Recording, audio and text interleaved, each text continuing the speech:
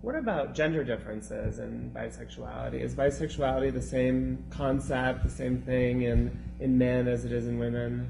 I don't think it is. I think that we're all human and we're all sexual, but at the same time, I think there have been studies that have shown that men and women differ in terms of their sexual attraction, sexual desire, sexual response to varieties of, sexual stimuli that tend to show that women are more flexible in terms of their sexuality.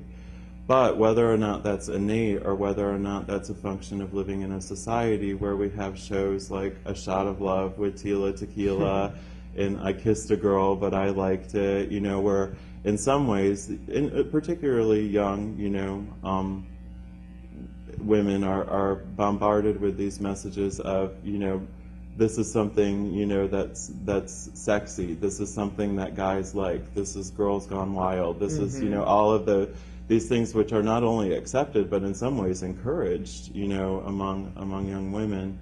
And I don't think it's going to be anytime soon that we're going to be hearing Justin Timberlake's version of I Kissed a Boy and I Liked It.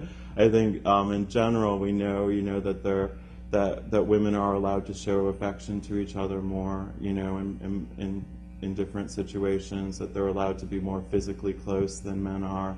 These are just norms that we have. And as a result, I think bisexuality among men has become very hidden. And in our society, as we've now we've come towards this push of everyone coming out. You've got to come out, you've got to disclose. This is a big issue with men on the down low, and I'm bringing that up just briefly, but there's all of this pressure for, disclosure, come out of the closet, and I think that's positive in many ways, but at the same time, if resources don't exist for men who come out as bisexual, if their partners are going to leave them on the spot, if their partners are going to get people within their family or their social network to physically assault or kill them, which are some of the stories that we've heard in our research, they're probably not likely to disclose their bisexuality. Yeah. Or if their male partners are going to, we've heard from men